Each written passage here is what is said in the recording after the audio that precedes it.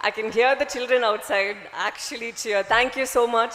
All the kids who are out there, thank you very much. Um, I feel very overwhelmed to be here today, not just because of the memories that I've had here, especially in this auditorium, like Harisa said, and Sister Shalini had said. I've spent most of my time in this auditorium trying to cut class and come here and dance. Back then, I never knew that, I would think that I'm being very clever and I just give my attendance, come here and practice the whole day. But now I knew that the teachers actually knew what I was doing and still silently they supported me to come here and then do what I was good at. And I think that is what has gotten me here, because stage fright is something that I think I had to overcome at a very, very young age, and that is what has led me here. I've danced on this very stage for, I don't know, almost 12 years, and it's very strange for me to be speaking right now. I think I'm supposed to be the entertainer performing for you all, but it feels very, very overwhelming. Thank you so much.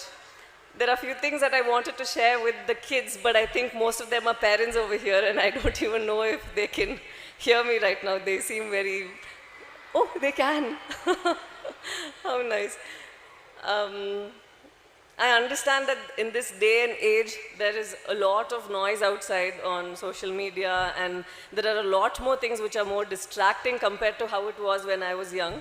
But to be in a school like this and to have teachers like this and to see parents who are so supportive is something, because other than just being good at dancing or doing medicine, I think I've received whatever I have because of discipline, knowing what it is to be a good human being and what it is to have empathy, and also to understand that you'll have to, at some point of time, realize that you need to have a conversation with yourself to know who you truly are and who you truly want to be.